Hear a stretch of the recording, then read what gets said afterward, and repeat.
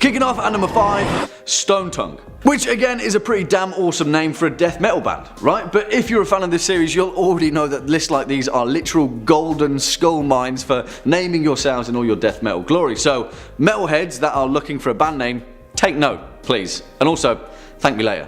Anyway, Stone Tongue. Let's first cast our gaze back to 1991 in Northamptonshire, Britain, where archaeologists discovered a gruesome and even stranger mutilation that emerged from the remains of Roman Britain. Now, it's no hidden secret that Britain is littered with instances of intrigue from the Roman occupation of Britain, but this one in particular seemingly doesn't fit any sort of logic, or any of the many other mysteries of ancient Britain. At the bottom of a burial pit, buried beneath dozens of other bodies, archaeologists found the skeleton of a man whose tongue had apparently been amputated and instead replaced with a flat stone wedged into his mouth. The burial site at Stanwick near the River Nene dates back from between the 3rd or 4th centuries, where people in Roman Britain would have congregated in small farming communities. Now, it's certainly not rare to find makeshift burial pits in Roman Britain. In fact, they are a dime a dozen. But the strange thing was, this guy was buried at the bottom, face down. And not only was he buried face down, which would usually indicate some sort of fear of him by the community, but his tongue was cut out and replaced with a stone. As researchers noted, this was something that just hasn't ever been identified as a practice so far in archaeological records. There are no other known occurrences of this ever happening in Roman Britain, so far anyway. And the fact that this was on top of the matter of him being buried face down, well, who the hell was he? What was he doing? It is believed that the man would have been in his 30s at the time of his death, and one theory is that he had mental health issues and was actually responsible for severing his own tongue. Perhaps the tongue was the community symbolically making him whole again, but then why was he buried face down? Now, archaeologists are currently trying to correlate this practice to ancient Germanic laws, but its place in a small farming community in Roman Britain, yeah, that remains a complete and utter mystery. Swinging in at number 4, Captivate. And I absolutely love this one, as well as pretty much all of the next few entries, because nothing gets my mind whirring quite like an ancient structure that no one knows what the hell it is, or what it was doing, or why it was even there. Let me introduce you to the Captivate, an ancient wall in southern Jordan that, since its identification by British diplomat Sir Alec Kirkbride back in 1948, has had archaeologists scratching their heads ever since. I say identification because Kirkbride certainly didn't discover this structure per se, but instead he noticed that whilst he was flying over Jordan, there was a very apparent and very clear line across the geographical landscape.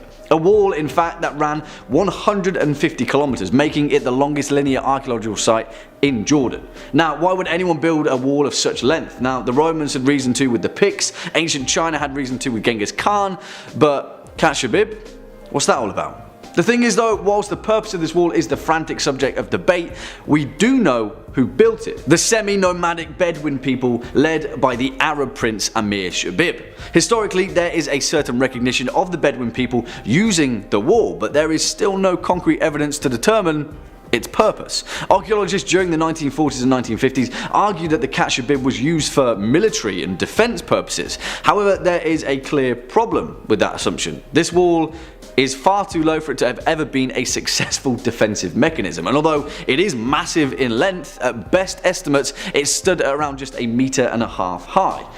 What was it keeping out? Not a lot. So then why have archaeologists also discovered over 100 ruined towers across its span? Yeah, more and more questions. Oh, and also, did I mention that best estimates point toward it being built in the Iron Age? Yeah, Captivate, everybody. A complete and utter mystery. And at number 3, Icebox Murders. Back on June 23rd of 1965, a patrolman in Houston made a standard stop-in visit at the home of Fred and Awinda Rogers. This patrolman named Charles Bullock said the couple were so nice and sweet that he just wanted to stop in and say hello. Once there, he went inside but noticed the house was empty. He was about to leave but then noticed an odd smell coming from the fridge. So he opened it to check it out. About this, he said, "I opened up a refrigerator and seen nothing but meat stacked in it. My partner standing next to me made the comment that it looked like somebody had butchered a hog. We didn't know it was a body until we got ready to close the refrigerator and we could see the head down in the bottom of the vegetable bin." After this murder was reported, an examiner came in and revealed that the couple had been killed a week before they were placed in the refrigerator. Fred had his head crushed in and his insides flushed down the toilet, and Edwina had been brutally beaten and shot. So who would want to do this to a sweet elderly couple? Well, the killer was never found, but the prime suspect was always the couple's 43-year-old son Charles. And that was basically because he disappeared without a trace after the murder. Charles also became a suspect after one of his former friends came forward, claiming Charles was physically and emotionally abused by his parents from a young age. It's also said that Charles owned the house his parents were living in and that they constantly took out loans in his name. Coming in at number 2, Bear Brook murders. The Bear Brook murders, also referred to as Allenswood 4, are 4 unidentified female murder victims. Their decomposed, beaten bodies were found in trash bags in 1985 and 2000 in New Hampshire in the Bear Brook State Park.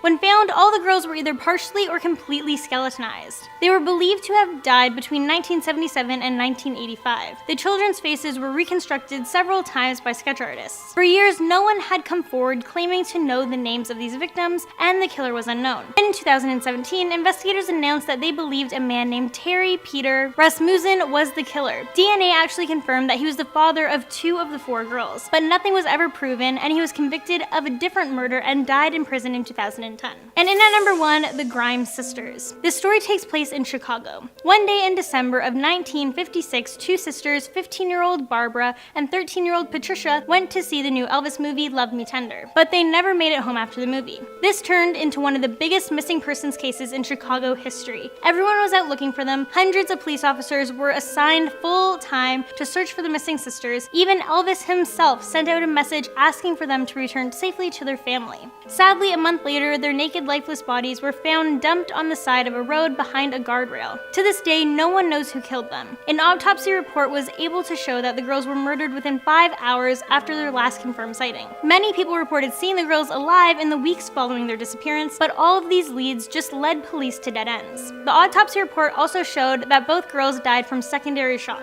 Kicking off at number 5, the tomb of Antony and Cleopatra. Now, the legendary Roman politician and general Marcus Antonius, alongside his kindred spirit Cleopatra, may well be the most notorious lovers in the history of our civilization, and although mountains upon mountains of literature have been written about their star-crossed fate, the real mystery of Antony and Cleopatra came after they had both slipped from this mortal coil. Now, if you know anything about the Roman conquest of Egypt, you'll know that around 30 BC, Mark Antony and Cleopatra were not in the Romans' best books, and a general known as Octavian had waged a long and bloody campaign to bring Cleopatra's reign to an end, which he ultimately won, but sadly for us, that's where the trail runs cold, with no leads as to the 2 lovers' final resting place. One of the greatest unsolved mysteries in antiquity is the exact location of the final burial place of Antony and Cleopatra, but according to several ancient historians, Tonius and Plutarch to name a few, it was recorded that Octavian had permitted the 2 to be buried together, as their surviving children were taken back to Rome to be raised as Roman citizens. There are several leads that their tomb was located somewhere west of Alexandria, but numerous excavations throughout history have proven fruitless. However, they did come close, and between 2008 and 2009, reports of the prestigious Egyptologist Zahi Hawass having found evidence of their fated tomb came to light. Although no concrete evidence has been unearthed, relics and memorial coins of the lovers have been found in small ceremonial tombs, perhaps pointing toward Cleopatra's and Antony's tomb being somewhere in the vicinity. The excavation continues, but whoever stumbles upon the tomb of Antony and Cleopatra will unearth one of history's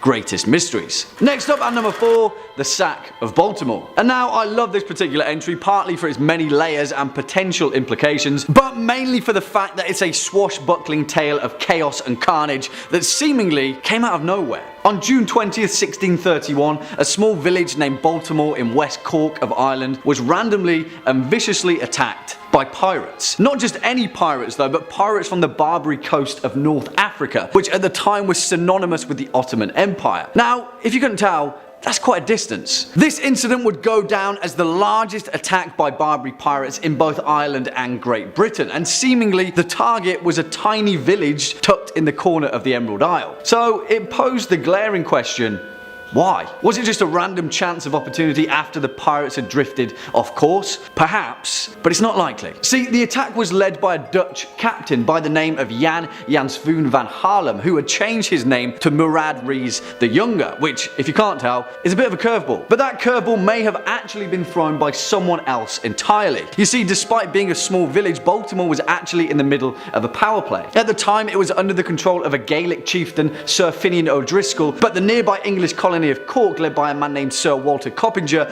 also had Baltimore in his sights. History is unclear as to who pulled which string, but all signs point toward the bizarre pirate attack being orchestrated by someone else entirely in the hopes of seizing power away from O'Driscoll. In fact, several texts have even suggested that O'Driscoll's own relatives may have orchestrated the move, as they'd been exiled to Spain following defeat at the Battle of Kinsale. Whoever did it overestimated the bloodthirst of the Barbary pirates though, because following the raid, Baltimore was virtually deserted for several generations. The best laid plans of mice and men, yeah, you know what they say. And at number 3, Yuki Onishi. Yuki was a 5-year-old girl who disappeared during a celebration of Greenery Day on April 29, 2005. To celebrate this Japanese holiday, she and her family, along with about 60 other people, went to a bamboo shoot digging event. Yuki was digging up bamboo shoots with some of the other kids and went to show her mother the first one she found, and then she wandered off back into the forest to find some more. After 20 or so minutes passed, her mother realized that she was not with the other kids. Her mother got the other adults to help her look for her daughter. A few minutes later, after they couldn't find her, they called the police, who also contacted the fire department for extra assistance. They even brought a police dog to try and track her scent. The dog reached a spot in the nearby forest and then stopped. 4 other dogs were brought in, and all of them led the search party to the exact same spot. It's as though she just vanished. On top of the dogs and the police department, 3,000 people helped search for her, but there were no clues to go off of. There were no clothing shards, no blood, there weren't even any footprints to go off of. Still to this day, no trace of Yuki has been found. Coming in at number 2, Inokashira Park. Back in 1994, on April 23rd, a garbage bag was found by a cleaning staff member of Tokyo's Inokashira Park. The staff member noticed a horrible smell coming from the bag. She assumed it was raw fish. But when her colleague went to open the bag, she glanced inside and saw a human ankle. But that wasn't all. Along with the ankle, there were 24 pieces of human flesh, including 2 hands, 2 feet, and a shoulder. To make this case even weirder, if that's even possible, all of the parts were completely drained of blood. And each piece of flesh was cut out at exactly 20 centimeters. The police were called in, an autopsy was performed, however the cause of death was deemed unknown. Also, a third of the body, including her head, were never found. 3 days after the body parts were discovered, they were identified as belonging to 35-year-old architect named Shichi Kawamura. He was last seen on April 21st, so 2 days before the body parts were discovered, and lived 5 minutes from the park. The police were determined to find this man's killer. They even questioned thousands of people. During these interviews, they found out that one witness saw 2 suspicious men walking in the park carrying a plastic bag around 4 a.m. on the day the body was found. Police assumed that he was struck by a car and that the killers cut him up to get rid of the body. But that's just speculation, and to this day, this case remains unsolved. And in at number 1, Baby on Board. This is a really messed up and disgusting story. Back in 1988, on March 18th, a man returned home to his apartment in Nagoya. Oddly, when he got to his front door, he noticed it was unlocked and all of the lights were off. Once inside, he changed his clothes and began to get ready for bed.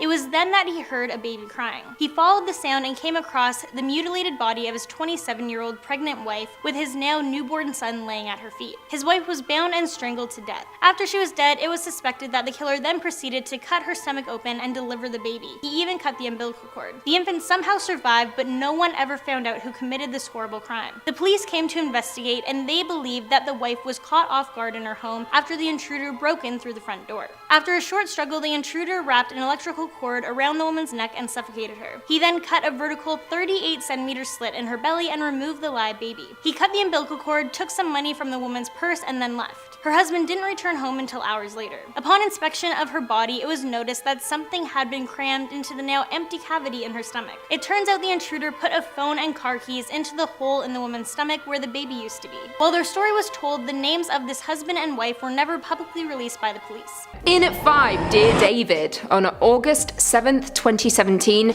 Adam Ellis took to Twitter to tell his terrifying encounter with a ghost named David.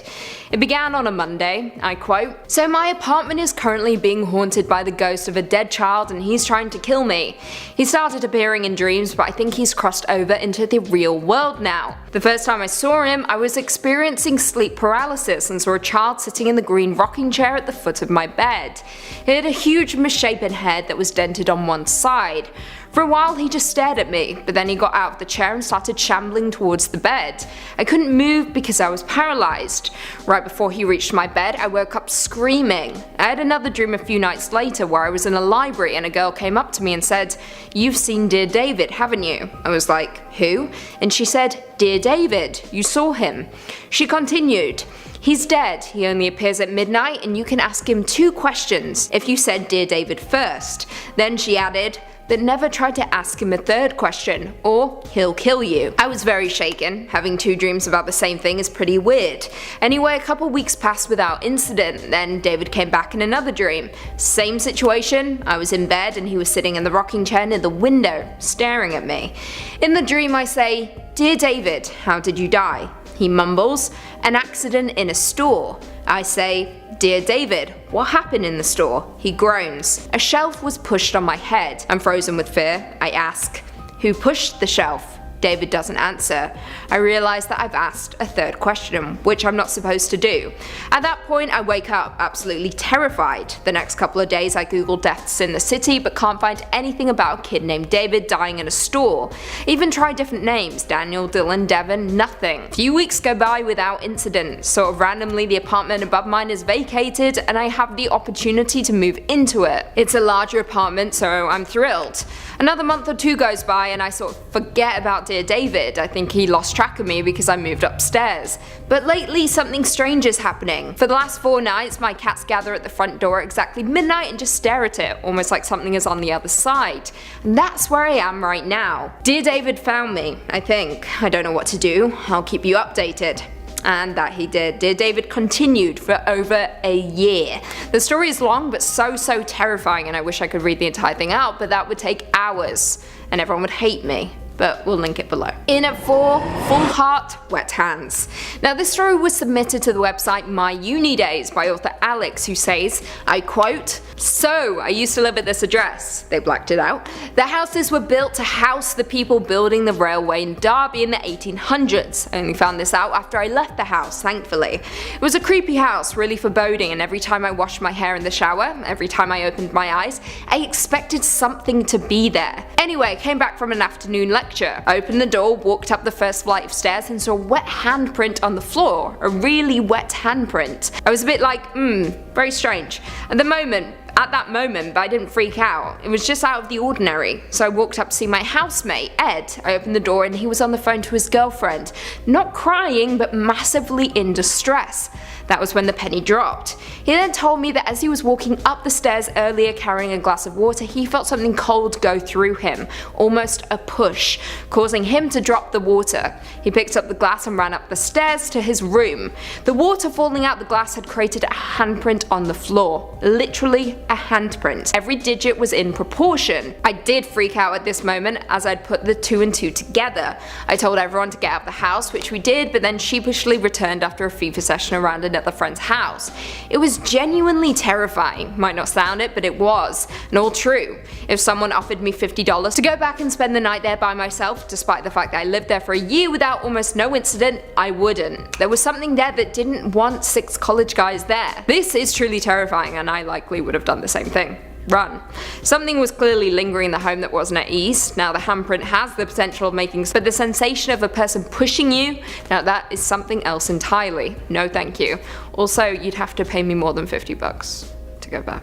Next up at number 3, the mystery of Oak Island. And whilst many of you will know this particular entry, there's no denying the fact that the eternal mystery that is Oak Island is worth mentioning every single damn time, and its inception is an event that has long evaded the unscrupulous eye of history. You know the story, right? In Nova Scotia, just off the coast of eastern Canada, lies a small island that has allegedly been the site of our civilization's greatest of treasures, although no one has ever been able to locate the exact point of where that treasure lies, causing countless individuals to fall into a wild obsession with unearthing its eternal mystery.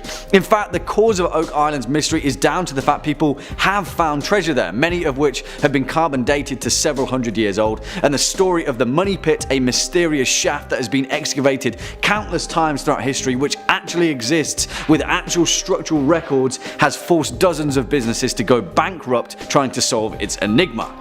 So here we are with our mystery, theory: who the hell built this place?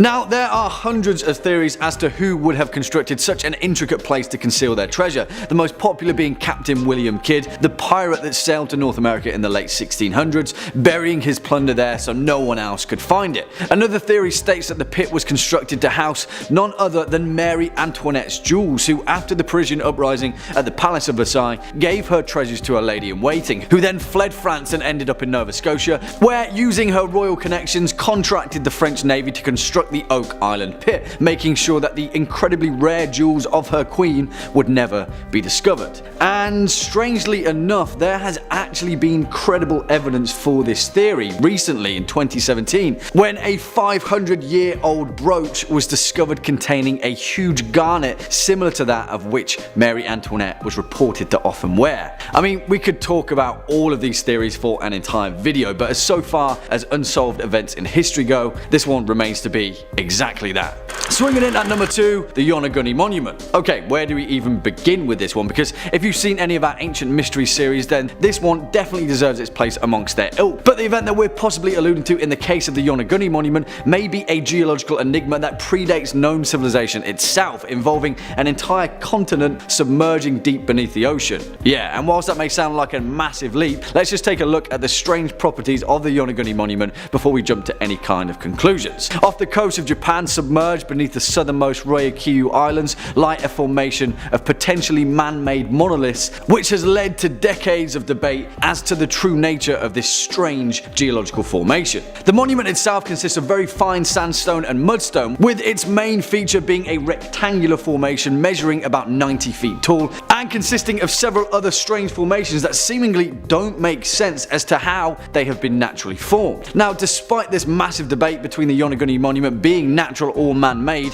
perhaps the most mind-blowing theory comes from the renowned geologist Robert Schoch of Boston University, who states that the Yonaguni Monument is indeed most likely a natural formation, possibly used and modified by humans in the past before seemingly sliding away to the murky depths of the ocean during a geological event that occurred in ancient history. On the flip side, the geologist that discovered the monument, Masaaki Kimura, claimed that the structure was undoubtedly artificial, created by an ancient civilization at least 10,000 years ago, accurately carved and created before sliding into the ocean following unknown tectonic activity. Kimura also goes on to say that not only that, but he can also identify a nearby pyramid, castles, entire roads, other monuments, an entire stadium at the bottom of the ocean.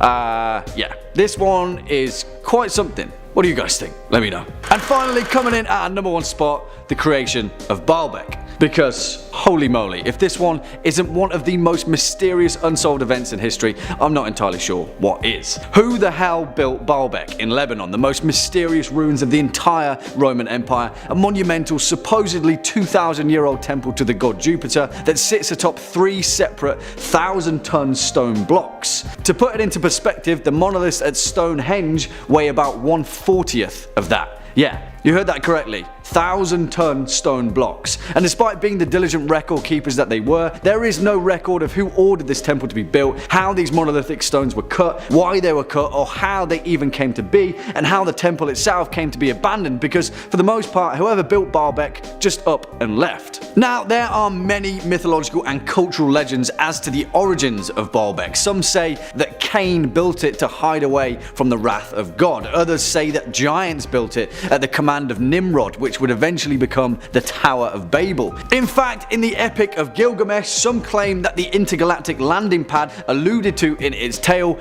was in itself Baalbek, a site constructed purely for the reception of ancient astronauts. In fact, though, the actual mystery of Baalbek resides more within its geographical location. What was the point in cutting such enormous rocks out in the middle of nowhere? Why was this temple even built where it was? And why would the Romans go to such great lengths to create a structure that wasn't efficient in location instead of next to a major city or a port? The Romans weren't exactly known for doing things without efficiency and purpose. That's what made them so successful, after all. In fact, Baalbek seems so out of character to have been built by the Romans that many scholars completely eschew any historical engineering correlation with them and simply state that the Romans never built Baalbek but discovered it and then added their iconic pillars to Jupiter and repurposed the ruins as their own kind of temple. Yeah, I'm stumped, guys. The construction of Baalbek, who made it, when they did, how they they did it and why they did it remains to be one of the most mysterious events in history. Coming in our number 5 spot, Boy in the Box. This is a case that takes place all the way back from February 23rd, 1957 in Philadelphia. A man was checking his muskrat traps in the woods when he noticed a little boy's lifeless body inside an abandoned bassinet. This man decided not to report what he found because of the fact that his muskrat traps were illegal, and he didn't want to get in trouble. Then 2 days later, a college student named Frederick Boyce came across the same body, and he told police about it the next day. This little boy was left completely naked, and his hands and feet were wrinkled as if he had been submerged in water before he died. Also, upon inspection, it was revealed that his esophagus contained a dark substance, suggesting that he might have vomited right before he died. The investigators also discovered the little boy was hit in the head with something several times. This case drew in a lot of media attention, but no one ever came forward to identify this boy. A sketch was even drawn up to show what this boy looked like when he was alive. He became known as the Boy in the Box, as well as America's Unknown Child. So for many years, the case was just sitting there with no leads. But then in 2002, some progress was made when a psychiatrist claimed a patient of hers named Mary confided that her parents had bought America's Unknown Child and used him as a sex toy. Mary said that her mother was bathing the boy when he started throwing up. Mary's mother got so angry that she beat him to death. Mary then said that she helped her mother put his dead body in a box and helped carry him out to the woods and then left him there. The police did believe Mary. However, when the press got a hold of her name, she left the country and no further efforts were made into investigating this case. So yes, Mary was unstable, but her story sounds pretty believable to me. Do you guys think she was telling the truth? Let me know down below. And at number 4, Elizabeth Short. Back in 1947, the dismembered body of a woman was discovered in a vacant lot in Los Angeles. The body was found completely drained of blood. Also, her face was slashed from her mouth to her ear. She was also posed with her hands placed over her head, her elbows were bent, and her legs were spread. Her intestines were also cut and tucked underneath her butt. Obviously, the authorities were called, and then they identified the body as Elizabeth Short, who was a 22-year-old aspiring actress who, at the time, was dating a married salesman. 9 days after the body was discovered, a weird envelope was sent to the Los Angeles Examiner and the Los Angeles papers. The envelope contained Short's birth certificate, pictures, and some of her personal belongings. Then 2 days later, another letter was sent. This letter included a time and location where the killer would show up to meet the police. So the police went to this place at the time the killer said, but no one ever showed up. The same day, the police received another note saying, "Have changed my mind, you would not give me a square deal." This killing was justified. To this day, no one knows who killed this woman, and it's said to be one of the most baffling unsolved murder cases in history. Coming in at 3, please stop moving the kitchen table. Uploaded to my uni days by a user named Barbara, this story tells the haunting tale of ghosts that just won't stop messing with the kitchen table. I quote, "My house was fraught with weird stuff happening when we first moved in. The kitchen table would move overnight 12 to 18 inches. My keys will disappear and show up in the weirdest places like my quilt trunk." I don't know who has a quilt trunk these days, but this person does. "My son Christopher went into the basement and things came flying off the shelf at him. He also saw someone walking on our wraparound porch once, but no one was there. The most obvious one was a few years ago. Twice this happened. I was sweeping the kitchen floor. The door to the porch started shaking uncontrollably. It was like someone was trying to open the door without turning the knob. It lasted about 15 seconds. Keep in mind this is a wraparound porch completely enclosed. I knew it was bad because my dogs, who will bark at a butterfly flying past the window, all looked up at the door and stepped back. Both times it happened, I was doing the same thing about the same time at night. By the way, as a side note, I walked into the kitchen table one night while going to the bathroom. It was not the first time I walked into the kitchen table because it was moved. So I just said, please stop moving the kitchen table, and it never moved again. Spooky stuff. Do you believe Barbara's story? And if so, who do you think the ghost was? Former resident of the home perhaps, or just someone who was obsessed with moving kitchen tables? Perhaps a former interior designer? You never know. You don't know the story. Coming in at number 2, Demon in the Dark. Another creepy ghost story uploaded to my uni days. This one comes from a guy named Dave, who explains his very real encounter with a scary demon. My family traveled to the south of France to stay in a cottage owned by someone my dad worked with. The owners visited occasionally, but that summer it was free and we had 10 days booked in there. After a long 2 days on the road, we drove down a steep driveway towards a secluded mill cottage, with the water wheel sat static alongside the stone house. There was a deep cellar with stone stairs down under the wheel next to the house, and a small river circled the place. We went into the house and chose rooms, but being set down in small copes, the house was a draft and cold from lack of use. And we settled in and turned all of the heating on, yet the house remained cold and felt damp. The first night we had set a fire in the living room and listened to a couple of my audiobooks before my sister and I went to sleep. My parents stayed up a little longer than went to bed. Around midnight they both woke up at exactly the same time, and the door to their bedroom was opening slowly. At first they thought it was my sister, until they saw a large dark silhouette of a man framed in the doorway, standing stock still, just looking in their direction as if appraising them. After a short period the shape turned and started to move as if satisfied, and disappeared completely. They looked at each other but didn't speak, and both went back to sleep.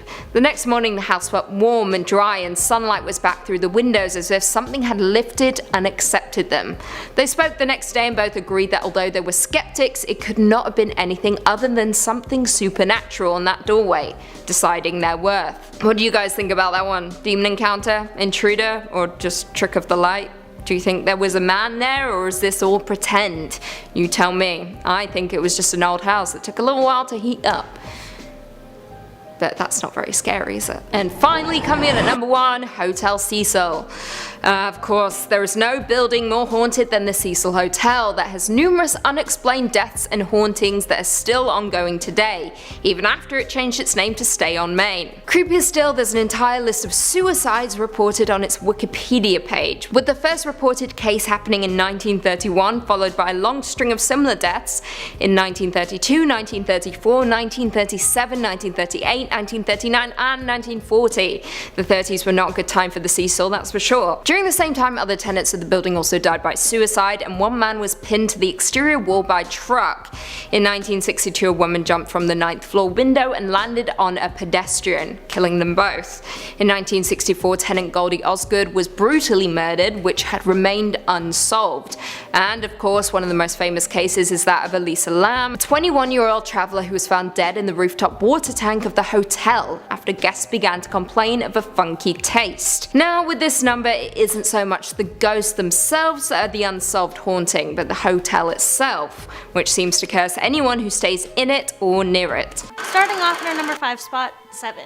Between 1975 and 1989, there were a total of 7 unsolved murders in the Saga Prefecture. All of these cases were believed to be connected, as the victims were all killed in the same way. They were all strangled to death, they were all females, and 6 of the 7 victims went missing on a Wednesday. The only thing that was different about them was the age range, which was between 11 to 50 years old. There was only ever one man who was arrested and tried for these murders, but he was later found innocent, which leaves all of these murders officially unsolved. On top of that, the statute of limitations has expired for all of the victims except for the final 3. And at number 4, the Kumatori chain. In 1992, between the months of June and July, 5 members of a motorcycle gang committed suicide within 0.7 miles of each other in Osaka. Packed suicides aren't exactly uncommon, but after examining the bodies, the police were convinced that this was staged to look like a packed suicide and that foul play was involved. 3 of the victims in particular gave them reasons to believe these deaths were against their will. For example, one of the young men had horizontal rope marks around his neck, whereas if this was a suicide, there would have been diagonal marks. Next, one of the girls was found with stab wounds on her neck and chest. And for the 3rd victim, he was found hanging from a chestnut tree, but police say there was no clear indication on how he climbed the tree prior to his death. It was then brought up that several of these young gang members reported being stalked at some point before the suicide, but no one was ever interviewed. Coming in at number 3, we have the Bermuda Triangle. Named for the triangular shape of around 500,000 square miles of ocean between Miami, Bermuda, and Puerto Rico. For centuries, the Bermuda Triangle has been mystified as a harrowing patch of ocean where sailors and pilots are prone to lose contact with the natural world and disappear forever. Back when Christopher Columbus first sailed the area, he claimed to see a giant ball of light in the sky that crashed into the horizon and made it glow. Soon after, all sorts of strange events happened in the area, including several boats mysteriously disappearing, and in one incident in 1945, an entire squadron of US torpedo bombers vanished into thin air due to all these weird instances, giving this place the name the Devil's Triangle. The exact number of ships and airplanes that have disappeared is not known, but it's estimated that around 50 ships and 20 planes have been victim to the Bermuda Triangle, and many of these these mysterious disappearances of these ships and planes have never been recovered. Many see the Bermuda Triangle as a real phenomenon and have multiple theories to try and explain this mysterious place. And some of these theories are human error, paranormal explanations, violent weather like hurricanes, the Gulf Stream, which is a major surface current within the ocean, methane hydrates, which is a form of natural gas that causes bubbles to form around the ship and ultimately sink it without warning. All of these are only theories, and the Bermuda Triangle to this day is the most notorious sea legend of all time. In at number 2 we have the Gulf of Mexico's cursed shipwreck. An estimated 4,000 shipwrecks litter the seabed across the stretch of water, and the Gulf of Mexico is one of the wealthiest locations for maritime archaeology in the world. In February 2001, oil workers for ExxonMobil were laying some pipeline when they happened to stumble upon a shipwreck about 2,600 feet deep. After discovering the wreckage, a team was assembled to explore this mysterious ship, but nothing seemed to go right. The exploration submarine malfunctioned right as it was getting ready to go down to check out the wreck, and that was only the beginning of these mysterious malfunctions. Others include video monitors going out whenever they fired their thrusters, sonars breaking, and hydraulics going haywire with no explanation for any of these problems. After nothing working and things continuing to break, the Navy sent a researcher submarine down to investigate the wreckage, and on the way down it suddenly self-destructed, and somehow when it finally did get to the wreck,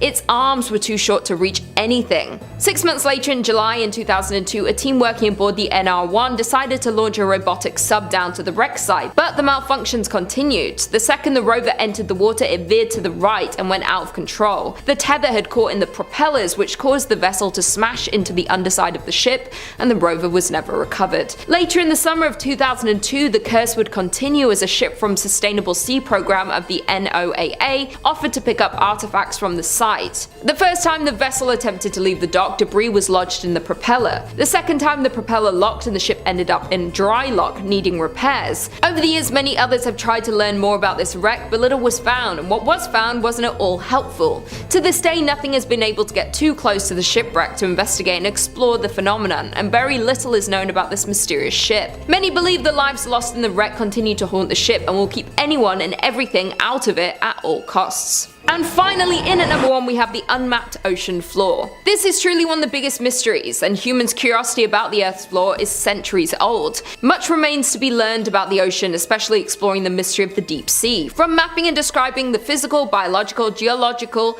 chemical and archaeological aspects of the ocean and understanding their dynamics. For centuries, scholars believed the deep sea to be a lifeless place. Until the late 19th century, we've discovered there is a diversity of life and creatures living down there. Many researchers and divers had tried to dive and take submarines down to explore more of this unknown place, but it's very hard due to the extremely cold temperatures, the darkness, and the literally bone-shattering pressure that's more than 1,000 times that at sea level. In 2019, a retired naval officer, Victor Vescovo, set a new record as one of the deepest dives to date, reaching almost 36,000 feet down in a submarine into the deepest place on Earth, the Marianas Trench. The ocean covers more than 70% of the planet's surface, driving weather, regulating temperature, and ultimately supporting all life's organisms. Throughout history, the ocean has been a vital source of sustenance, transport, commerce, growth, and inspiration. But to this day, more than 80% of the ocean remains unmapped, unobserved, and unexplored, and it's still unknown how deep the ocean really is.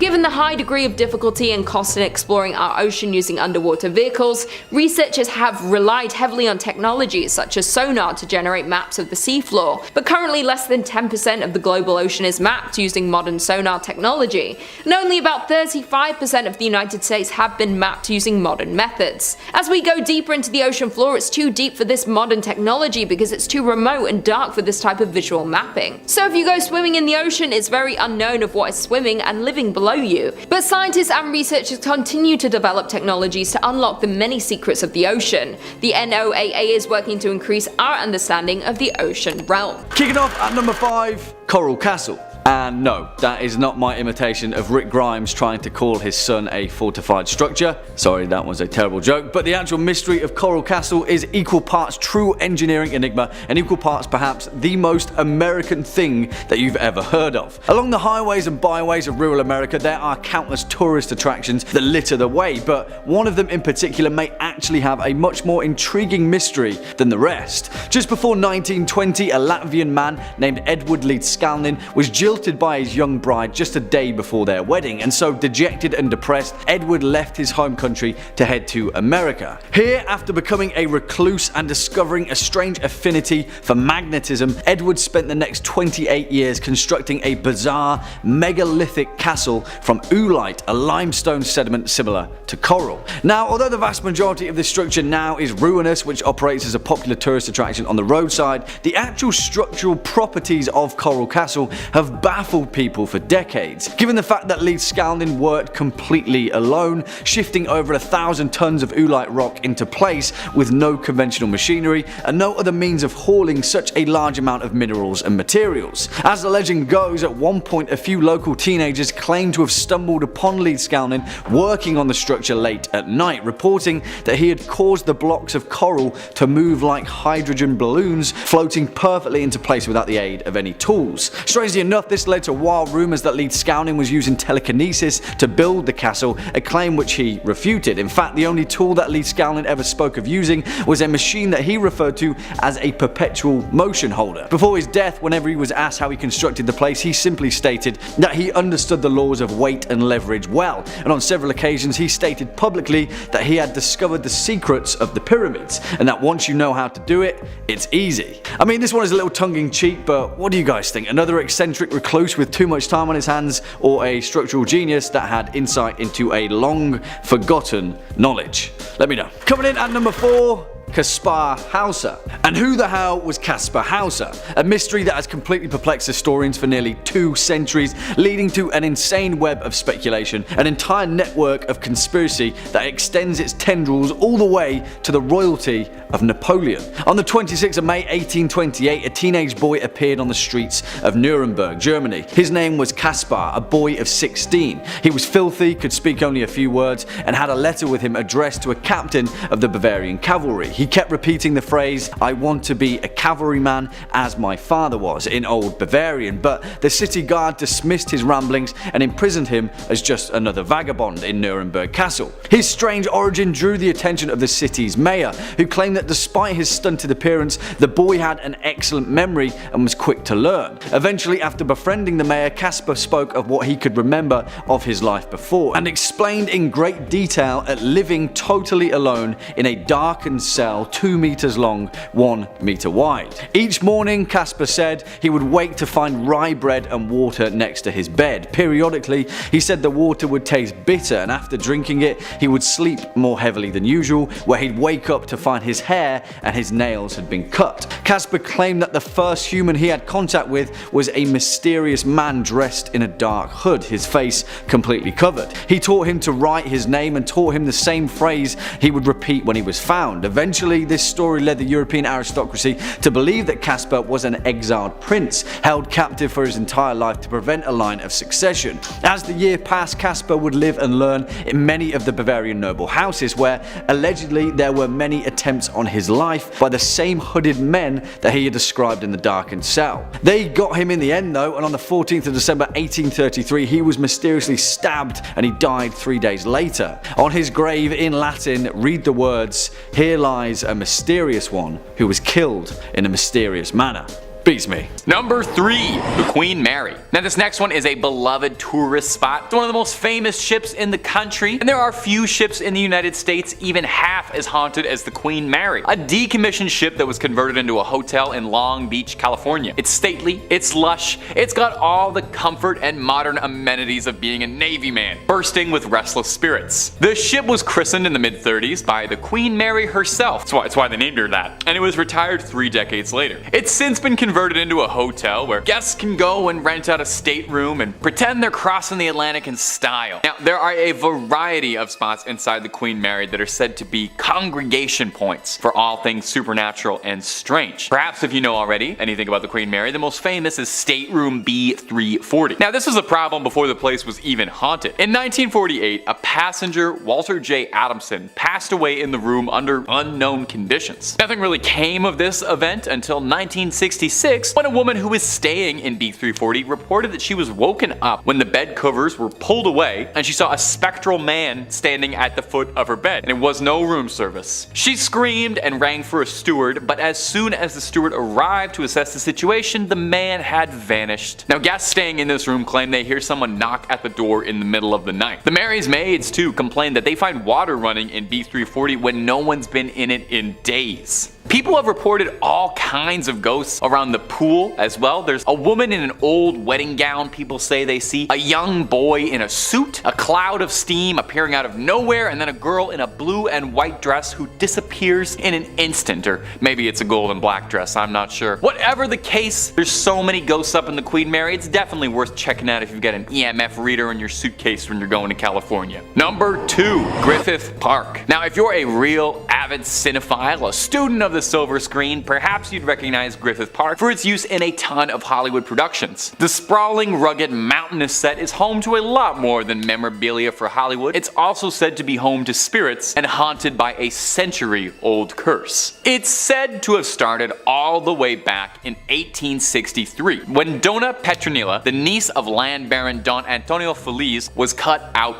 of her will. She was spurned and placed a hex on his land and cursed him for this indignation. She vowed that the land would never turn a profit for him, and that as long as he lived there, he would suffer misfortune until his untimely death, and anyone who was stupid enough to own the land afterward would get the same treatment. Now, local historians say the man who negotiated the ranch's rights was slain in a saloon duel, and the land's new owner was fatally struck by bandits in Mexico, so not looking good. A wealthy industrialist would end up buying up 4,000 acres of the land in the 1880s, but he ended up donating the land to the city of LA after strife and all sorts of malfeasances were causing problems with his ownership. He ended up striking his wife in a rampage. Now, she survived, but he went to prison for 2 years and passed away almost immediately after his release. Pretty suspicious, pretty strange. The landowners all died in rags, their reputation tarnished, and now that it's LA property, Griffith Park wasn't making anyone particularly rich. Was Donna Petronilla's curse that effective, or just a series of sheer coincidences? There are some who say Donna still watches over the land, ensuring her vengeance is carried out forever. Some visitors to Griffith Park claim that they see her spirit haunting the ground. Her vengeful ghost is said to appear as a lady in an all-white dress who materializes before locals for a moment. And number 1,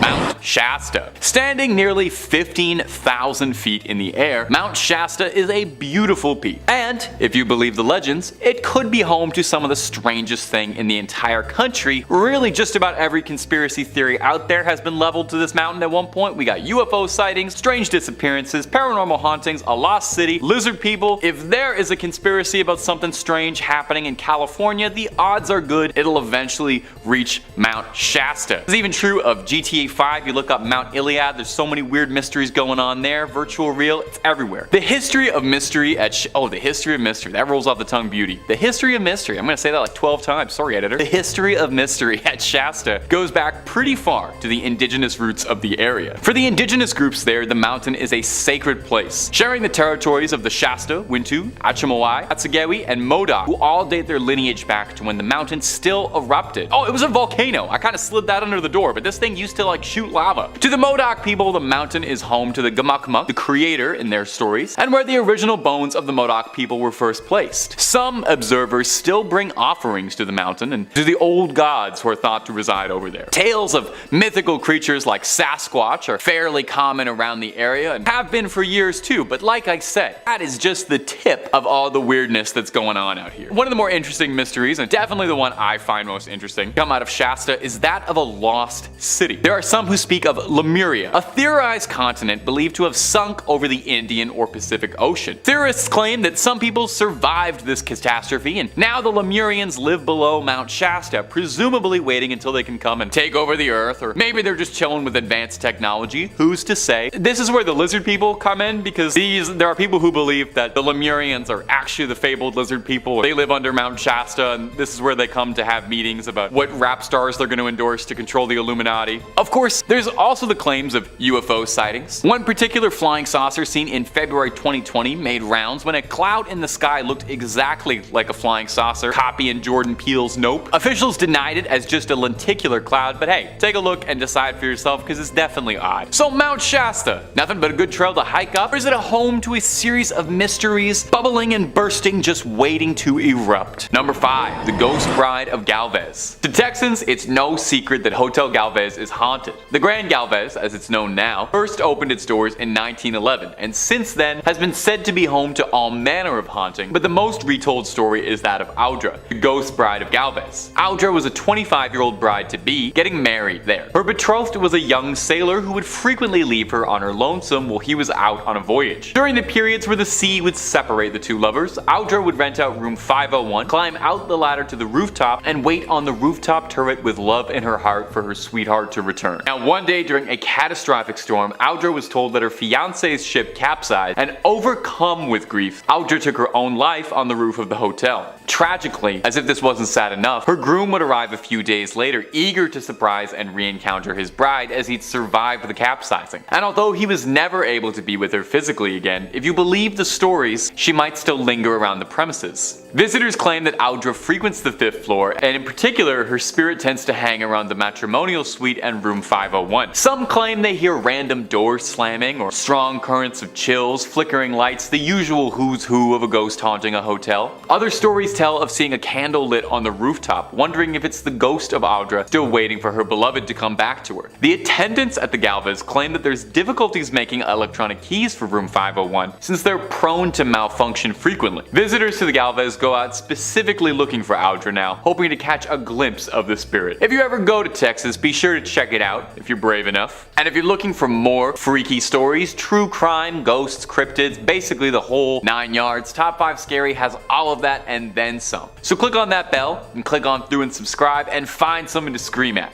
But do that at the end of this video, okay? We got way more mysteries in Texas coming up. Number 4. The Icebox Killer. The Icebox Killer refers to an incredibly grisly crime that haunted Houston, and if you believe the conspiracies, might be entangled in a much larger web of interest. Take a listen to this brutal crime. On June 23, 1965, 2 Houston police officers were sent for a fairly benign wellness check and went to investigate the home of a suburban family, the Rogers, Fred and Edwina, and their son Charles. Edwina's nephew was concerned because he hadn't seen or heard from his aunt in a concerning amount of time. The 2 officers went to check the house and got no response from a knock. A look around in the backyard, they found a makeshift barricade on the back door, which was more than a little suspicious, so they entered the house. One of the 2 detectives opened the fridge instinctively and saw a pile of raw meat in the fridge. The detective dismissed it as boar or pig, and you can probably see where this is going. They opened the vegetable crisper and were disgusted at what they found: the heads of Edwina and Fred Rogers. Police suspected initially that the son Charles had been behind it, but why? No one was particularly sure. Now, here's where this already upsetting strange case gets wild. There are allegations that Charles Rogers was present the day of the JFK assassination, and some allege he was one of the 3 tramps photographed with police escort by Dealey Plaza. The conspiracy alleges that Charles Rogers, who was a former Marine and served in the Office of Naval Intelligence, was involved somehow in the larger assassination plot, and the claim is that somehow his parents discovered his involvement with the conspiracy and he had to silence them and flee. A bold claim, but Charles Rogers was never found. No proof of a body, despite being declared dead. Now, did he vanish? Or was he himself silenced to tie up a loose knot as part of something infinitely larger than himself? We may never truly have the answers for this one. Next up, at number 3, the Golan Structure. Alright guys, if Catch a Bib had you scratching your head, then the Golan Structure is going to require some form of head scratching machinery. Let me introduce you to the Golan Structure, also known as Rajum el-Hiri, an ancient megalithic monument that resides in the Israeli-occupied portion of Golan Heights, just off of the east coast of the Sea of Galilee. Made up of more than 42,000 basalt rocks arranged in concentric circles with a mound that is 15 foot tall at its centre, the Golan Structure has often been referred to as the Stonehenge of the Levant. Why? Well, of course, because it dates back to at least the early Bronze Age to between 3000 and 2700 BCE. So what is it? Who built it? What purpose did it serve? Yeah, that'll be a we don't have a freaking clue on pretty much all of those points. The outermost wall of this structure is 520 feet in diameter and 8 feet high, and since archaeological excavations have thus far yielded very few material remains, most Israeli archaeologists believe that the site was certainly not of a defensive position or a residential quarter, but most likely, as the vast majority of these enigmas are, it was a ritual center. And not only that, but a ritual center that is possibly linked to the cult of the dead. But on that note, there's even more of a mystery, because so far no human remains have ever been found at the site, only objects pointing to its function as some kind of tomb. And also, hold on to your hats guys, because this is where it gets weirder. At the center of the Golan structure, the actual entrance to a tomb was discovered, one that during the June and December solstices, its axis is perfectly aligned with. Yeah. More questions, fewer answers. The thing is though, as its namesake as the Stonehenge of the Levant, no other structures of its kind have ever been discovered, which is even more of a head scratcher considering the fact that in ancient Britain as well as in South America, structures like this are pretty common. Some believe that its purpose was to worship Tammuz and Ishtar, the ancient Mesopotamian fertility gods. Others suggest that it was used by the Dakmas of the Zoroastrians to lay out their dead and let the birds remove the flesh from their bones. Some say that it was a calendar or a site to observe the constellations for religious calculations. Maybe it was all of these things at some point in time, but as it remains, we may never know. Coming in at number 2, the Great Lakes Copper Mystery. Oh boy, here we go. If you're not already feeling perplexed at the mysteries of the ancient world, then I'm fairly certain that this one will knock your metaphorical socks off. In the wilds of Michigan's Isle Royale National Park, it remains a beautiful and remote location, but thousands of years ago, the island was home to a thriving mining industry. Yes, mining. The rich veins of copper that ripple through the site's bedrock certainly drew the attention of the early Native Americans, and the fact that they diligently used this ore to make tools and jewelry is evident still. But the actual extent of their operation remains a complete and utter mystery. Why?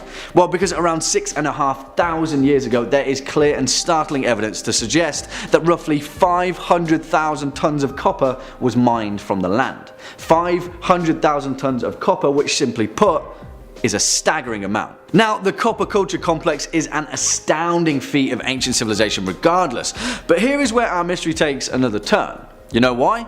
Because Michigan copper is some of the purest copper on the planet.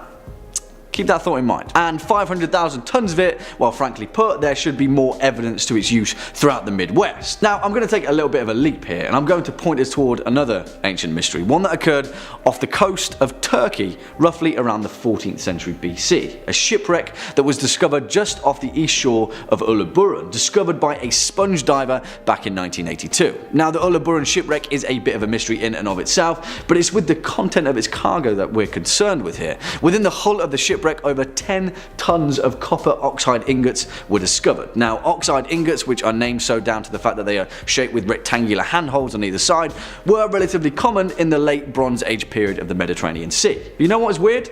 Testing on these ingots later discovered that they were extraordinarily pure for others of its kind. In fact, more than 99.5% pure. The oxides themselves were brittle blister copper with voids and slag bits that only occur when multiple pourings were made outdoors over wood fires.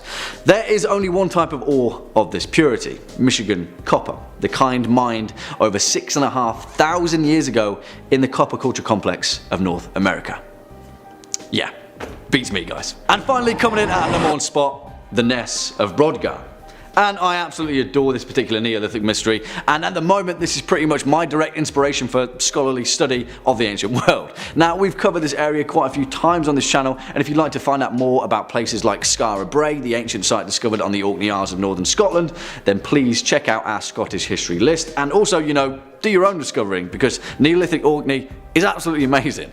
But there's another place that is even more remarkable than Skara Brae, the Ness of Brodgar, perhaps one of the most important discoveries in archaeological record, depicting just what the hell was going on during the Neolithic period of ancient Britain. Now, back in 2003, in a site that occupies the central position with the Orkney archipelago that lies between the locks of Stenness and Harray, an imposing complex of monuments were discovered, a series of structures that seemingly were of pivotal importance to Neolithic Orcadians, and perhaps even further afield, perhaps even the whole of ancient Britain.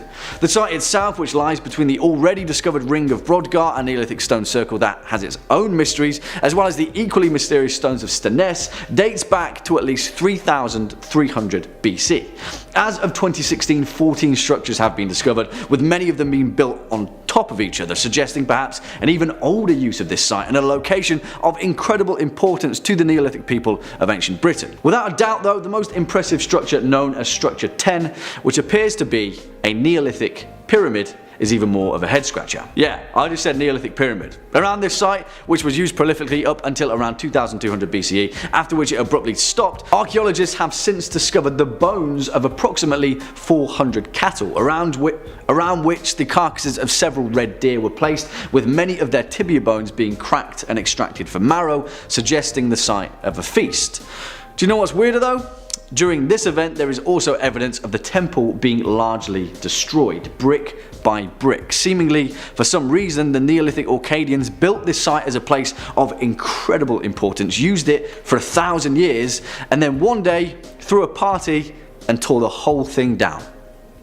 I have no idea, guys, but most importantly, I want to know. Coming in at number 5, we have the narwhal tusk. If any of you have ever seen the movie Elf, then you're familiar with the cute narwhal in the beginning of the movie, and that movie really brought narwhals to the public's attention and making this sea creature more popular than ever before, but so much about this creature is a mystery. In 1577, the English explorer Martin Frobisher led an expedition of 150 men to the northern Canada in search of gold, but they had come across something they had never intended, and that was the sea unicorn. The myth of the unicorn goes back centuries, and the business of unicorn horn trade was sustained through the Middle Ages and Renaissance by Vikings who killed the so-called sea unicorns, cut off their horns and sold them for an astronomical price. As European naturalists became more familiar with the world's animal, the myth of the unicorn faded, but mystery of the sea unicorn continued. Frobisher's discovery was actually what we know today as the narwhal, but the horn itself continues to be speculated by many. But the horn is apparently not a horn at all, but is a tooth. The relatives of narwhals include species like the beluga whales, orcas and dolphins, but the mystery remains of how did this massive freakish tooth evolve in this one specific species, after its ancestors branched off from whales with ordinary teeth. Many scientists and researchers debate about what this tooth is used for, and some suggest it's an acoustic probe, a rudder, an ice picker, or a spear for battling predators. These creatures don't make it easy for researchers to see them use their tusk for anything at all, so it makes many people continue to question it. Many have come up with many different theories about this so-called horn and what they use it for and why they have it. It has created a huge debate between researchers and scientists to this day, but no definite answer has come out to this day. In at number 4, we have the submarine disappearances in 1968. This is one giant mysterious situation, which is the disappearance of 4 submarines from 4 different countries in 1968. The USS Scorpion, a Soviet submarine K-129, a French submarine Minerve, and the INS Dakar went inexplicably missing over just a 5-month period,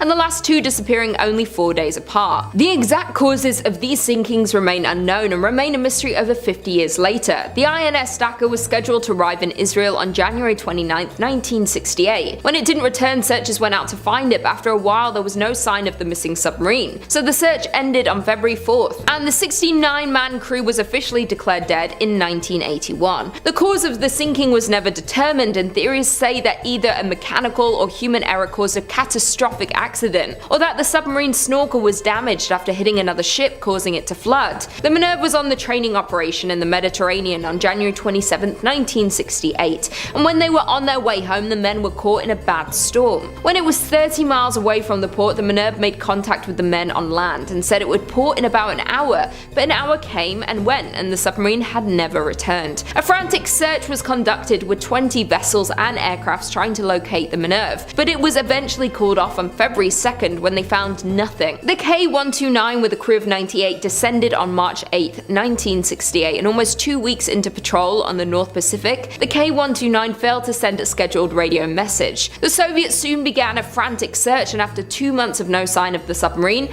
they gave up their search. The cause of the ship sinking remains unknown and will likely never be known. Almost 3 months after the K-129, the USS Scorpion, a nuclear-powered attack submarine with a crew of 99 men, went missing in the Atlantic while on its way back from a patrol in the Mediterranean. It was sent out on February 15, 1968, and toward the end of its patrol, it radioed that it was expected to return on May 27th. But as you can guess, the USS Scorpion would never return. Like the others, many searched for the lost ship, but on June 5th, the Scorpion and its crew were declared presumed lost. Over the years, there have been multiple searches for these submarines, but only parts have been recovered, and it's considered one of the biggest mysteries that happened in the sea. No one knows why so many went missing in such a short amount of time, how exactly they went missing for so long, and what exactly made these vessels disappear. And this is a mystery we may never get the answer to. Coming up next at number 3, St. John's Dance. And you may have heard mention of this one before, but perhaps not in this context. You see, it's important that we note that in modern times, St. John's Dance or St. Vitus's Dance is a terrible disease also known as Sydenham's chorea that affects the nervous system and results in a series of hysterical jerking movements of the limbs often exhibited in young children. Generally speaking, it isn't infectious, but that doesn't figure to explain the countless records of mass hysterical dancing that occurred throughout history, of literally thousands of people across Europe being afflicted by a manic need to dance. The earliest known outbreak occurred in the 7th century and was primarily thought to occur during times of intense hardship, particularly affecting the peasant and working classes. So what? You're a peasant in Dark Age Europe and all of a sudden you just start dancing and can't stop, somehow infecting the rest of your village, town or city until there's a horde of people doing the exact same thing, potentially collapsing from exhaustion or dying from a heart attack. Well, yeah, because that's exactly what happened. One of the most well-documented cases was in 1518 in the Austrian city of Strasbourg, where a woman named Frau Troffia began dancing in the streets, and within a month, 400 people had joined her. Yeah, she danced for a month and loads of people died. Now, there are many theories on the true explanation of St. John's Dance, and scholars still argue as to whether it truly was a real contagious disease or merely a social phenomenon. One of those theories suggests a particular fungi had infected their crops, and another suggests that it was all a misunderstanding and St. John's Dance was actually the practice of some secretive European cult. Yeah. Beats me, guys. Swinging in at number 2, the remains of Richard III. And this one, strangely enough, is the perfect blend of ancient mystery and potentially contemporary unexplainable intrigue. Because that's exactly what you all came for, right? Also, I mean, this one is already pretty much solved, but it's in the details where its mystery truly shines. We all know Richard III, right? A horse, my kingdom for a horse. But well, apparently this woman, Scottish author and historian Philippa Langley, knew him a little bit better than anyone else did. Now, it's important to note that history had long forgotten the final resting place of Richard III, the last Plantagenet king of England, and after his defeat at the Battle of Bosworth, his remains were scattered to the winds of history. After all, history is written by the winners. Well, let's fast forward to modern times when in September 2012, Philippa Langley led an excavation of a car park in Leicester city centre. A few signs pointed toward it potentially being the ruined remains of Greyfriars Church, but in the words of Langley, she had a strange feeling, one that she couldn't quite place, and something was telling her that Richard III was buried beneath that very car park. Now, the dig team was on a very tight budget and only had one chance at excavating a tiny portion of the car park. And guess what? The exact place that Philippa Langley had a strange feeling about turned out to be the final resting place of Richard III's remains. And not only that, but the parking space that he was buried beneath was marked with a large painted R on the tarmac, used to signify a reserved parking space. I mean, all of this can be explained away, right? Eventually someone would have found the remains of the dead king, but you can't deny the fact that the strange cosmic coincidence that led Langley to his final resting place is much more mysterious than a dead English king in a car park. And finally, coming in at our number 1 spot, the Tunguska event. And I absolutely love this entry for its cosmic significance alone and the potential warning sign that we should all be very wary of. Let's head on over to remote Siberia, where on the bright summer morning of the 30th of June 1908, a massive impact explosion, the likes of which has never before been seen in human history, completely flattened a remote area of the Siberian wilderness, covering over 2,000 square kilometers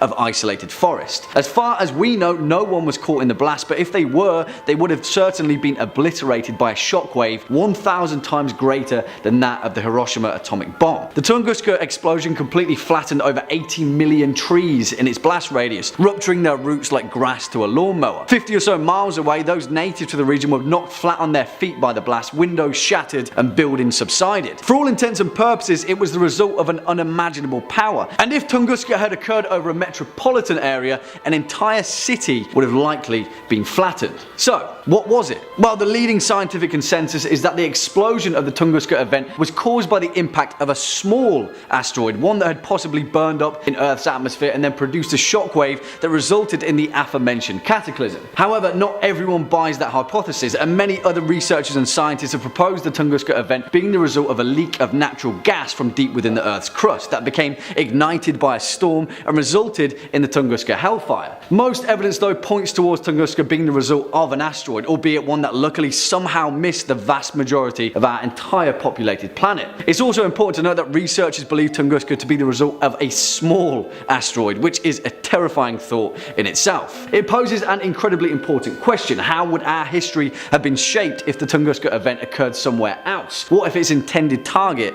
had changed? And more importantly, are we prepared if it ever happens again? Number 5. The Dark Watchers. California is oft considered one of the most beautiful states. It's got gorgeous mountains, lush beaches, sunny days. It's practically a paradise. But behind sun-streaked sands at the peaks of the Santa Lucia Mountains lies a dark secret. A mysterious group of shadowy beings watching over the people below. The locals call them Los Vigilantes Oscuros. Los Vigilantes Oscuros, or the Dark Watchers, were first reported during the 18th century by Spanish settlers who arrived there. The stories would describe these tall, featureless specters that would appear for a moment, serving as a warning before someone's imminent disappearance. It was the last thing you'd ever see. Now, these creatures towered over mortals and looked human enough, but were anything but. They stood 10 to 12 feet tall and were said to be draped in cloaks or capes and wore large brimmed hats like that of a witch. Folklore and oral stories describe these creatures as sternly observing, watching over on high, and seemingly only pursuing those who disturb them. But it is said that those who approach these figures vanish into oblivion, never seen again, not even leaving behind a footprint. So what are they? With hundreds of years worth of reports and sightings, surely someone must have some guess as to what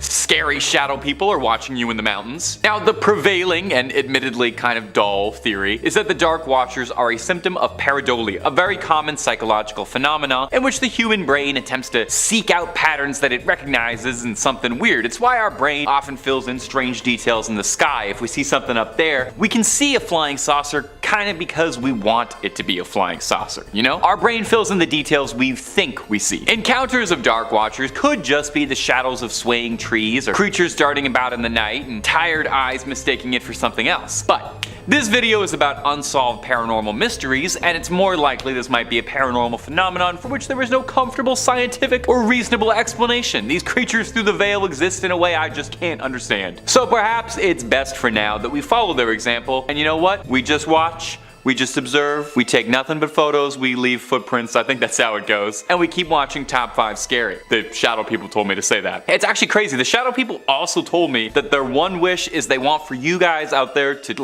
like and comment and subscribe and hit that little bell to make sure you get all the videos that we put out. It's weird that they were so specific with their orders, but that's I'm just relaying what they told us. So keep on watching Top 5 Scary, but do all that subscribing business at the end of this video, because otherwise you're gonna miss the rest of the California mysteries I got for you. Number 4, the Ghost of Hollywood. The Hollywood sign is probably one of the most iconic landmarks on the West Coast. Instantly you see that and you know you're in La La Land. But did you know it might be haunted by the spirit of a Hollywood starlet who took her life years ago? Beneath the monument to Tinseltown's glitz and glamour lies a dark secret that perhaps would be better left buried. Peg Entwistle was a young actress and a Hollywood hopeful who had a dream, like many before her, to come to Hollywood and become a household name, making it big on the silver screen. She had a small career on Broadway and then traveled to California to make it in the pictures and landed a role in a picture 13 Women. Now, by the time the film had premiered to test audiences, her role was cut almost entirely down to 12 women, causing her to fall into a depression. The film released and was neither a commercial or critical hit. Despondent, Entwistle thought there was no hope for her. On September 16th, 1932, she left her home to climb the Hollywood sign and cast herself off of the H to the hiking trail below. Now, since then, hikers and visitors to Hollywood's famous landmark have reported strange occurrences around the tourist spot. Hikers claim they can smell strange perfume in the air, thought to be Peggy's favorite. Joggers sometimes claim they see an ethereal woman in 1930s with a sad expression walking down the trail. That could also just be Lana Del Rey though. One park ranger, John Arbogast, claims he sees her almost nightly whenever it's too foggy. Sees her sitting, brooding, forever trapped in the place she could never make her dreams happen. This does give me an idea though, maybe a little way to solve everybody's problems. Maybe somebody makes a movie about the ghost and the Hollywood sign, and then instead of blowing your budget on special effects, you ask her to play the ghost. She gets to star in a big movie. You get to make a movie about ghosts. She might pass on. Everybody wins. Win, win, win, win, win. Just make sure if you make that movie, I produce that, okay? So keep me in the credits. In at 3, Villa de Vecchi. Just east of Lake Como in the forested mountains of Cortanova lies a house that is said to be haunted, nicknamed the Red House, Ghost Mansion and Casa della Stray, built between 1854 to 1857 as the summer residence of Count Felix de Vecchi. However, as most creepy stories go, a few short years after its completion, the house witnessed an inexplicable string of tragedies that would forever haunt its walls. First, architect Alessandro Sodoli died a year before the villa was completed, and many would later speculate his death was the first omen. The family moved in nonetheless, and during the spring and summer months they led an idyllic and, well, brief existence. Sometime in 1862 things took a turn when the Count returned home to find his wife brutally murdered and daughter missing. He then put on a lengthy and sadly unsuccessful search for his daughter before committing suicide that same year. The villa was then passed on to Felix's brother Diego, who continued to live on the estate with his family until World War II, after which time they vacated for good. The house bounced around various owners and renters for a while until being left permanently uninhabited by the 1960s. Naturally, elements have taken over the home, but the large majority of damage has been done by humans. Graffiti covers the walls and almost everything in the house has been vandalized. However, its rumors of hauntings, ritualistic orgies and sacrifices is what leaves the home unoccupied. Spookier still, in 2002 an avalanche wiped out all of the surrounding homes in the area, all except the Villa de Vecchi. Now, although trespassers always return, they always leave with hauntings to report. In at 2, Los Feliz Murder Mansion. During the mid-20th century, the Los Feliz Mansion was a seemingly happy home, for a short time that is. It housed Dr. Harold Perelson and his family until the horrific night of December 6, 1959. It was on that night that Harold struck his wife to death with a hammer, severely beating his daughter, then ended his own life using a concoction of water, acid and tranquilizer pills. Now, for the next 50 years, the murder mansion would remain completely untouched and uninhabited by anyone. 1 year after the horrific events, the home was sold to a couple, Emily and Julian Enriquez, who only used the mansion as a storage unit. Imagine being that rich. Lucky for some. Neighbours recall seeing the couple bringing boxes to the house but never staying the night. Jump forward to 1994 and Rudy Enriquez inherited the house and, like his parents, refused to stay overnight. Local residents have shared their stories of the tragic mansion, some claiming through grimy windows you can see a 1950s style television set, a Christmas tree and supposedly neatly wrapped gifts. The furniture is rumoured to be covered in a thick layer of dust, and the living room remains the exact same as it was that one December night back in 1959. Now, although no one has been formally invited into the home, that hasn't stopped trespassers from having picnics in the garden, with many alleging that the house is haunted, with one trespasser stating that she was bitten by a black widow spider upon trying to break in. No one knows what prompted Dr. Perelson to murder his wife and commit suicide, with some speculating financial woes, while others have dug up old unconfirmed rumours of Dr. Perelson having been secretly hospitalised. Jump forward to 2019, what remains is an even larger mystery and a haunted home that no one can enter. And finally, coming in at number 1, Jean Harlow's house. Los Angeles seems to be the hub for paranormal activity, or perhaps it's because it's the hub for movies and everyone is a storyteller. We'll never know. Anyway, in LA you can find this Bavarian-style home in Beverly Hills, which has a truly gruesome history. In 1932 it was home to Jean Harlow and her abusive husband Paul Byrne for about 2 months before he shot himself in the head while standing in front of the mirror. Their butler discovered him and called MGM instead of the police. So of course there were a ton of rumors that it wasn't suicide and in turn a cover-up. Prime suspect was Byrne's ex-girlfriend, a suspicion that was exasperated by her jumping off a boat a couple days after. Following the death, Jean moved out of the home but died at the age of 26 only a few years later. However, it gets creepier. In 1963, celebrity hairstylist Jay Sebring bought the home and lived there with Sharon Tate until she left him for Roman Polanski. They were still friends even up until they were both murdered by Charles Manson's cult. However, when Jay and Sharon lived in the Harlow house, Sharon reportedly told several friends of some strange goings on within the home. An example being once when she was sleeping in the master bedroom, she saw a creepy little man, with some of her friends stating that she believed it was the ghost of Paul Byrne. According to sources, she was so freaked out when she saw the ghost that she ran out of the room and then saw a hanging shadowy corpse with its throat slit in the hallway, which resembles quite closely how Sharon Tate was murdered. Spooky. Coming in at 5, Hotel Monte Vista, Arizona. Hotel Monte Vista is a famous and historic hotel located 1 block north of US Route 66 in Flagstaff, Arizona. The hotel was built back in 1927 and is a centerpiece of the historic downtown district. However, it's become more popular for the otherworldly goings on inside its walls. Guests who have stayed in room 220 have experienced the TV changing channels on its own, and some even said they have felt cold hands touching them while they slept. However, arguably the most popular ghost story to emerge from the hotel is that of the Phantom Bellboy, who is said to knock on doors and announce room service, but when guests open their doors no one's there. Another popular haunting, and perhaps one of the most disturbing, is the sound of an infant crying in the basement. I quote, "Staff have found themselves running upstairs to escape the sound of the cries. Though the sounds are very real to those who hear them, there's been no information that has explained the phenomenon." That is a direct quote from the hotel's website. Spooky. Would you dare stay there? Coming in at 4, Ariana Grande's haunting. Now, we have a Hollywood ghost story at this number coming from the mouth of none other than Ariana Grande. Yep, that's right. Ariana Grande was supposedly haunted by a ghost back in 2013 when she visited Stull Cemetery in Kansas, a place that is supposedly so scary the Pope refuses to fly over it because it's reputed to be one of the 7 gates to hell. Yeah. Ariana explained to Complex, I quote, "I felt this sick, overwhelming feeling of negativity over the whole car, and we smelled sulfur, which is the sign of a demon, and there was a fly in the car, randomly, which is another sign of a demon." That sounds like a stretch to me. "I was like, this is scary, let's leave. I rolled down the window before we left and said, we apologize, we didn't mean to disrupt your peace. Then I took a picture and there are 3 super distinct faces in the picture. They are faces of textbook demons."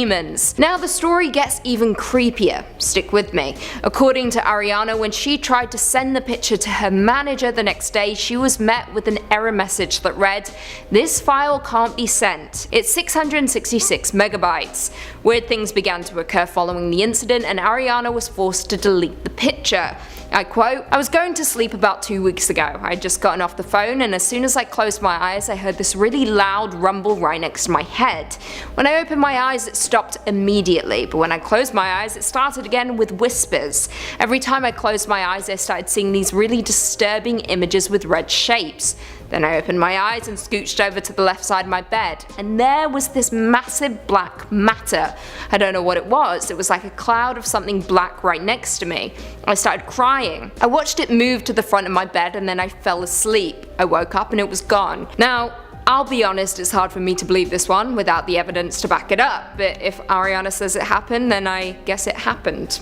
Number 3. UFO Sighting. In December 29, 1980, Betty Cash saw something on the outskirts of Houston near Dayton that would change the course of her life forever, as she made a close encounter of the third kind. She was driving her friend Vicki Landrum and Landrum's grandson home one night at 9 p.m. when the 3 of them noticed a bright light in the sky. Betty Cash described it like this: "We didn't know what it was, but we knew there was something that was lighting up the sky. We all began to feel heat, and all of a sudden Vicky screamed for me to stop. When I stopped, I went forward and her handprint was embedded in the dash of the car, and I thought, well, I've got to see what this is. So I got out, I walked towards the front of the car, and I stood there looking up, trying to figure out what this object was. Then a diamond-shaped object appeared with flames shooting out. The heat was tremendous. When I reached for the door handle, the door was so hot I couldn't even begin to open it. The only thing I was thinking was, are we gonna get out of here alive? And then seemingly as soon as it appeared, it disappeared, and Landrum stated that moments later, a large squadron of black helicopters soared over the area.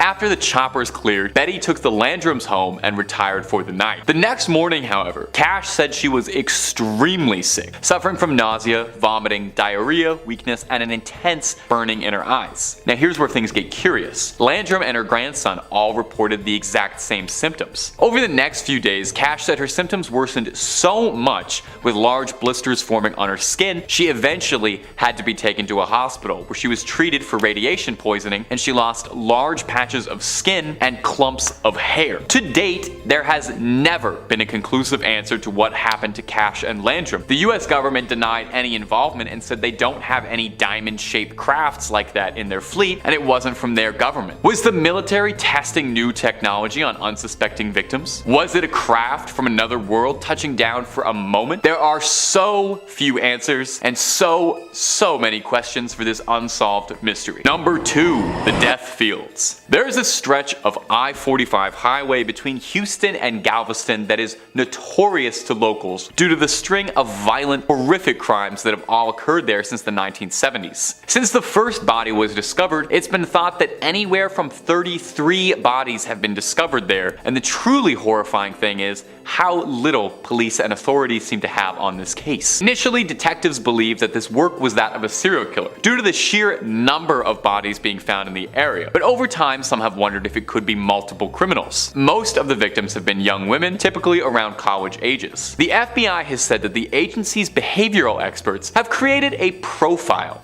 of a possible killer, but there are no known witnesses to any of the crimes and no common person to connect them all. An official statement that was given by the FBI said that the signs point to one killer, although multiple killers can't be ruled out. Given the nature of the area where the bodies were found, it was likely someone with roots in the area, someone who would have known these fields were a good place to hide a body. In 1998, a man named Edward Howard Bell was arrested and claimed to have been involved in the deaths of 11 girls in Galveston County. And although he was a suspect in the aforementioned I-45 case, police unfortunately didn't have enough evidence to tie him to those larger crimes. Only one death on the I-45 was ever convicted, when Louisiana police arrested Kevin Edison Smith in 2009 on a completely unrelated charge. A DNA test found that it matched the body of a girl who had disappeared from Texas in 1996 and whose body was tragically found on the I-45. From this confession and conviction from two different criminals, it's suspected that multiple people were involved in these grisly crimes. Hopefully one day this case can be closed for good and the I-45 can go back to just being a highway. And number 1, the Servant Girl Annihilator. Perhaps one of the most infamous criminals to ever live in Austin, and to this day is still anonymous and possibly will forever. The Servant Girl Annihilator, absolutely brutally named, I cannot believe they called him that, was a serial killer who preyed on young women in Austin between 1884 and 85. He is thought by some to be America's first serial killer, hardly a badge of honor if you ask me. He attacked wantonly, and despite his name, he was not exclusively targeting women. He fatally attacked 7 women, 1 man, and additionally seriously injured 6 women and 2 men. All of his victims he would attack indoors while asleep and then would finish the job outside, leaving them to be found. His victims were all posed in similar manners and were all found with a sharp object inserted into their ears. Texan lawman started a manhunt for the criminal, arresting 400 men in the year of 85 in a desperate attempt for any leads on who was terrorizing the community. Interestingly, the top theory of elected officials at the time is that the Servant Girl Annihilator couldn't possibly have been committing all of these crimes by himself as one lone deranged criminal, but rather an identity shared by a group of men carrying out heinous acts all together. Now, in the end, no one was ever successfully accused of being the servant girl annihilator. And what happened to him was additional police patrols and civilian militias around Austin ended up scaring the annihilator off. Or